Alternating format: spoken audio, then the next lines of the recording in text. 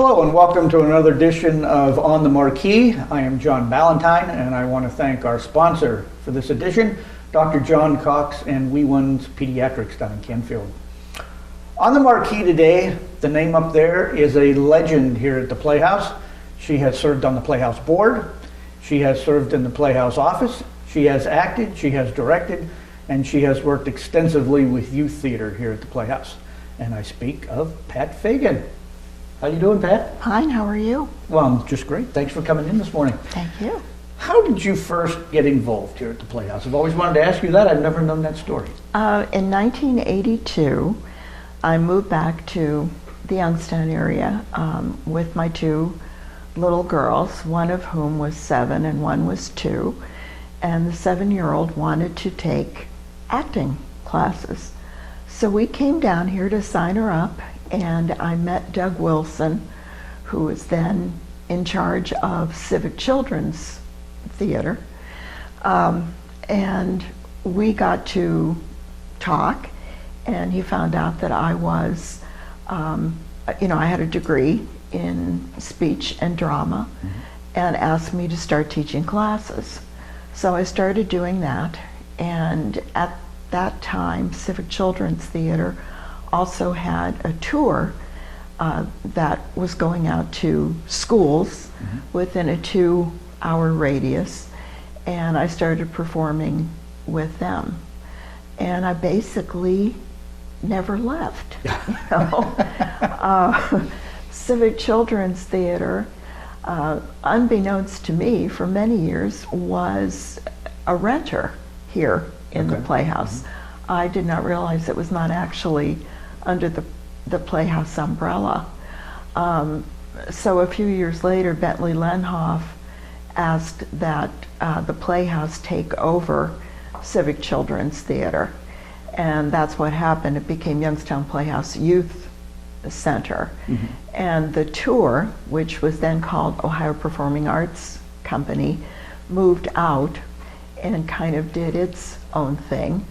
And I was with them for many years as a performer, manager, and playwright. Okay. And then came back to the Playhouse in, I think it was 1988, as the youth theater director.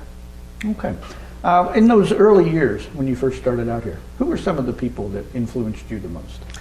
Oh my goodness, Doug was a tremendous influence on me because I had not taken any teaching classes when I was getting my degree, and he really became my mentor and taught me a lot about teaching the kids and doing the games and managing the tour.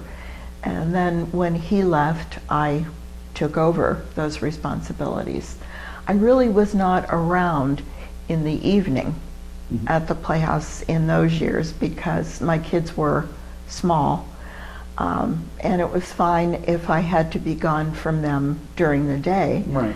But I had trouble justifying me coming down here at night to perform and not bringing a paycheck home for that. So Doug, I have to say, was my biggest influence during that time. Okay. I mentioned earlier that in the intro that you had worked in the office and you've been on the board, and you worked with Bentley Lenhoff for many years. Well, actually, I was not. I did not work with Bentley until he came back. Oh, okay. To rescue us. Oh, all right. Okay. Bentley was gone by the time that I came, and the man that was in charge at that point was James Nicola. And then following James Nicola's time here, we had a number of managing directors and artistic directors. So there were quite a few people that I worked with in that capacity, but I always wanted to work with Bentley. I always felt that I could learn a tremendous amount from him. So when he came back, he kind of gave me free rein to do what I do. And just by listening to him and seeing how his decisions were made, I did learn a tremendous amount, and I am so grateful to have had those years. He also became a very good friend. What do you think it was about him in the position of managing director that set him apart from most of the other people that have held that position? Well, Bentley was quite a character. He was. As we all know. But he came from a theater background. I think his father had some type of, I don't know whether it was a summer stock theater up in the Upper Peninsula of Michigan, something along those lines. So he came with a wealth of experience, and he seemed to have the pulse of the area in making choices about what his audience wanted to see. And he also was able to make a lot of contacts with some of the movers and shakers in the town, especially during the time when the mills were running, and there were a lot of, there were just a lot of people around with money at that point, and he seemed to be able to bring it all together and make it work. Well, with the many things you've done here, and as I said, you've been very versatile here, what are some of your favorite memories of shows that you did here, either on stage or off stage? Well, the thing that I am most proud of is the fact that I founded and directed a separate entity of the youth theater called Small Fry. I remember that. At the time, this was in the middle to late 90s, our arena was still in operation. And I loved the space. I loved the creativity, of that you were given using that space with all of the entrances and the levels and things. So David Vosberg was in charge at that point, and he had brought me back to the Playhouse after an absence, and we talked, and I said, let's do a series of children's shows in that space. There are a lot of small shows that don't belong upstairs on the main stage. There are a lot of children that would like to be part of the youth theater but cannot take a week off from school to do the performances that we require for the main stage space. So we started, and we developed a series of 4 shows per year. They did a lot of the shows that I wrote.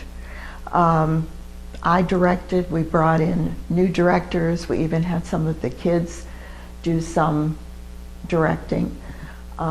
We developed a following, and it doubled the amount of shows that youth theater produced, and it gave a lot of kids a chance to try their wings that wouldn't have had that opportunity. I would have to say, and my late husband I know is going to laugh when he hears this, probably one of the most meaningful things that we did up on the main stage that involved the both of us was the Christmas Carol. And this was the yearly battle that we had. I kept saying, do you have to do this again? You have to do this again. But he loved being Scrooge. He did. And he dragged me into it as the ghost of Christmas past for many, many, many years. So we enjoyed that experience. And then he was, in addition to being a wonderful performer, he was a fantastic director and a fantastic teacher. And so he directed a lot of the plays when I was here. And he was just terrific at it. And it was a great partnership for us here. Well, when you get a kid involved or a child involved in theater, whether it be for the first time or whether they've done it over a period of time, what is the most important aspect you want a child to take away from a youth theater show, whether they come back and do another one or not? What do you want them to take away from? I want them to leave here feeling better about themselves than when they walked in the door. We get a lot of kids in here who do not belong in any of the activities of their school. They're not sports kids. Maybe they're not the most popular kids, but they come here and they find a home among kids that are like themselves. And we give them responsibility. And they know they have to carry it out, whether it's being the lead in a show or being in charge of props or being in crew. We expect that those responsibilities are going to be handled. And so when they leave here, and some of them do only stay for one set of classes or one show, and they go on and do other things. Some of them stay with us until they graduate from high school and go off and do other things or move to a college, out of town. But they leave here knowing that they can do something. And they come back, or you run into their parents and you hear what the experience meant to them. Several months ago, the mother of one of our former kids passed away suddenly, Rose Josa Cordova.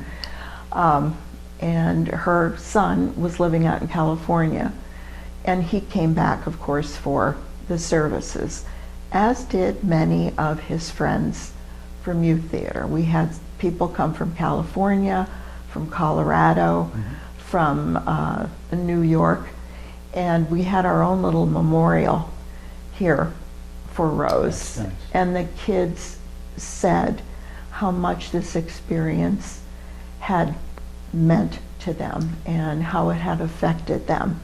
And just the fact that they had stayed in contact and were good friends, and good friends enough to come back to this, that was really special. It really gives you an idea of how many lives you touch, and you don't realize that on a daily basis when you're working with people. Yeah, you never know, and they're doing all kinds of things. I mean, we have kids that are in New York performing, producing. We've had doctors, we've had lawyers, teachers, all kinds of careers that the kids have gone into, but they remember this. And another thing that I think is a wonderful opportunity for them is that they get to mix with kids that they might never have met otherwise, and they also learn to hold their own with adults. Right. I know that was a great thing for my own kids. They can stand their ground. They can, hold their own with anybody that they meet. Now, when you have someone in a show, a child in a show, whether they're doing it as a hobby, whether they want to go on and do something with it once if they find they have the interest in the talent, what advice would you give someone like that who wants to go on and try and make a career out of something that's really very tough? Okay, many years ago, I was running an arts camp at my college, St. Mary's Notre Dame, and we took the kids to a professional show at the end of their week in camp. And we took them to Amish Acres in Napanee, Indiana, and they did a yearly production of Plain and Fancy. And they brought back, one year they brought back the man who had, I think he had written the lyrics for all of the songs in there, and I cannot think of what his name is, but he played Mr. Sharovsky in the TV show Fame. So the kids knew him. I think his name was Albert something. And so at the end of the show, he took questions. And I stood up and I said, what do we tell, some of these kids who want to go on? What do we tell them? He said, you tell them to do anything else but this. Unless they absolutely can't do anything else. It is a hard life. Mm-hmm. It is a hard way to make a living. I'm still cobbling, everything together. I would tell them now, with so many opportunities that did not exist when I was a young actor, I would tell them, get something that you can always depend on. Mm-hmm. Find something, because jobs are few and far between. I think I would encourage a lot of them at this point to consider the technical aspects of theater, mm-hmm. because they have changed, incredibly. And with the kids getting involved with computers at the kindergarten level, they know so much, mm-hmm. and those jobs are much more plentiful than performing. Oh yeah, definitely. We need to take a quick break here, and I want to thank again our sponsor for today, Dr. John Cox and Wee Ones Pediatrics down in Canfield. You have the distinction of having been married to one of the most colorful personalities, yes. we ever had here at the Playhouse, and of yes. course I speak of Hughie Fagan. Yes. He was a wonderful, wonderful man. Yes. How did you guys meet? We met here. Mm-hmm. Hughie came down one afternoon and was standing talking to somebody in the box office, and we were introduced. And he was growing a beard at the time because he was doing Tavia in Fiddler up at TNT or Penn State Trumbull. And nothing really happened for a while. And a couple of years after that, I guess we both were ready and we started dating. And a couple of years later, we were married, and we were blessed with 9 years together, mm-hmm. As husband and wife. Certainly not enough. Right. I would love to have him here sitting beside me now. But he was, as I said, he was a wonderful actor. Mm-hmm. Performer, director, teacher, crew person, stage manager. He did it all. But over and above that, he was just a wonderful man. Mm-hmm. I know the first time you worked with Hughie, I know the first time I worked with him, mm-hmm. Hughie had a very rough exterior. Oh, yes.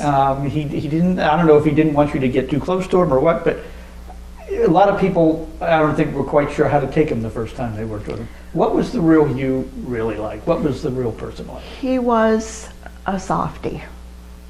He was a softie, and he was an extremely thoughtful man, a very generous man, thought of everybody else before he thought of himself. When my children found out that we were going out, my daughter said to me, "Mom, I don't think he likes kids." So, because she had worked with him on a production of Jack and the Beanstalk, and of course he was, growly and everything, but he was a wonderful stepdad to my kids. He was their dad. He really was, and was great to the rest of my family. So you had to scratch a little bit to get to the real him, right? But you didn't have to go too deep. No, you didn't. He was really there. Didn't. Yeah. I'm sure you have many stories about him in shows. I know Dick Kepley always had a bag full of stories. He always pulled one out, and Hughie Fagan did this, or Hughie did this in this show. What are some of your favorite memories of him in shows? Really not so much about shows that we did together, but I think one of the funniest stories And this brings in another of the old timers, Joe Scarvell. Mm-hmm. Hughie and Joe were doing You Can't Take It With You in Newcastle. No, not Newcastle, in Sharon. It was for Penn State Sharon. And Hughie was playing the father, and Joe Scarvell was playing Mr. Kirby. And at one point, the Kirbys were coming for dinner. Very famous scene. And so Hughie was to open the door when they knocked. And he's sitting there, and there's no knock, and opens the door, and no Scarvell, no Scarvell. So, oh yeah, no, we're down here, Mr. Kirby. You went to the wrong house. Yeah, come on down here. So, and he kept stretching this out. No, Joe. So finally, somehow, he managed to get off stage to look for him. And he found Joe upstairs in an office talking away, to people.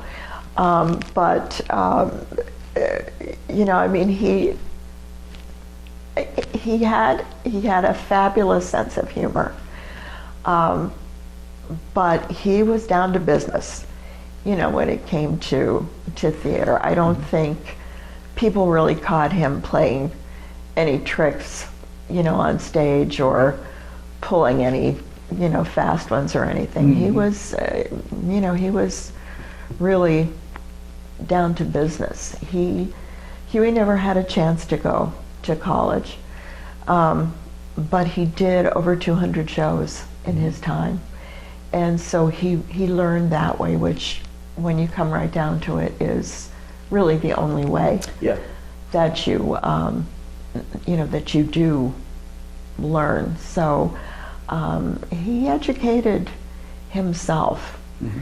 and we went to as many shows as we possibly could. He was supportive of the community and supportive of other theaters, mm-hmm. but this is where his heart was. I remember a lot of times when he directed some of the youth theater shows, the Mm-hmm. kids seemed to love it. Oh, they did. Despite that exterior, they loved it. Yeah. Mm-hmm. Yeah. Well, he had worked for Republic Steel, and during a layoff, he didn't really know what to do with himself. And an aunt of his said, "Why don't you go down to the Playhouse? They're doing Finian's Rainbow," which he had seen as a child in New York, and that's when he really fell in love mm-hmm. with the theater. And he said, "Oh, that's for rich people mm-hmm. down there. Well, go down and try." So he came down, he got cast in the chorus, and really never left. Mm-hmm. So I was lucky. Yes, you were. I was very lucky. Now, you have seen the Playhouse through the best of times. You've seen it through the worst of times. Oh, yes. What, in your opinion, is the best way for them to move forward to avoid some of the pitfalls that they've had in the past? I like the fact that now we have somebody as operations manager, Jimmy McClellan, mm-hmm. who's a hometown kid, who grew up in theater, who I think has the pulse of the community again. As Jimmy has put together his seasons over the last couple of years, they are reminiscent of the way that we put together seasons years ago. The Playhouse was always the first in town to do what was coming off Broadway. Mm-hmm. They were known for that. And Jimmy, I think, is putting together seasons that have that. We have new things, we have classics. We are partnering a lot with Youngstown State University, which I think is great mm-hmm. all the way around for everybody involved. But years ago, the feeling seemed to be, no, it can't be anybody from here to run the theater. And believe me, I went through a lot of managers in my time. And person after person was rejected because they lived here. Mm-hmm. And they brought in a lot of people from out of town that, you know, I don't know whether they didn't have respect for what we were, but they went into directions that, you know, they just weren't a good fit. Mm-hmm. So I'm liking that a lot. I think that's that we're going in a good direction. Well, it's almost like Jimmy has a vested interest here since he kind of grew up here. Right. He's been here since he was a little kid. Right, and we have a board. We are theater people Mm-hmm. in one way, shape, or form. John Cox has been a tremendous Mm-hmm.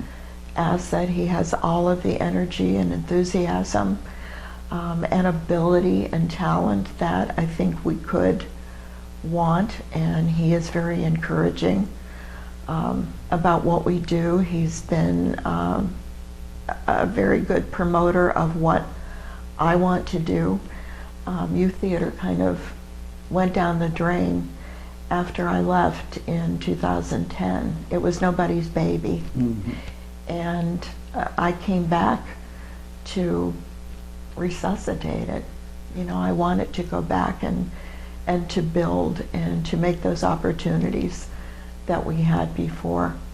So I think we're very much on the right track. This next question probably has a lot of elements to it as far as an answer, but when you consider how the community's changed, how the Playhouse has changed, what makes the Youngstown Playhouse such a vital part of the Youngstown area? I think a lot of it is its reputation. I was at a meeting yesterday, a group of teachers that I work with in another one of the jobs that I cobbled together. And I talked about the fact that my show, The Frog Prince, was opening last night and invited them to come. And our supervisor, for the first time, had come to see the Joni Mitchell show. Mm-hmm. She is a singer and a musical performer, and she couldn't have said enough great things about Joni Mitchell. And she thought the place was beautiful, and you know, she couldn't wait to go again. And a lot of the people that were there remember the way that it was. There's the facility to begin with. Mm-hmm. We have a stage unlike any other. We have the technical support that does not exist in other places. You know, we're the Grand Dame. Yeah, exactly. We're the Grand Dame. Mm-hmm. And if you say anything to anybody about, well, I'm doing a show, or what, well, you're at the Playhouse. Mm-hmm. Really never thinking that there are all of these other theaters that basically, you know, sprung from Mm-hmm. the Youngstown Playhouse. Exactly. So, you know, we're special. We are. Mm-hmm. Well, Pat, I want to thank you very much for coming in. It's been nice talking to you today, and success with the Frog Prince. And I want to thank you for joining us for On the Marquee, and we will see you next time. Bye-bye.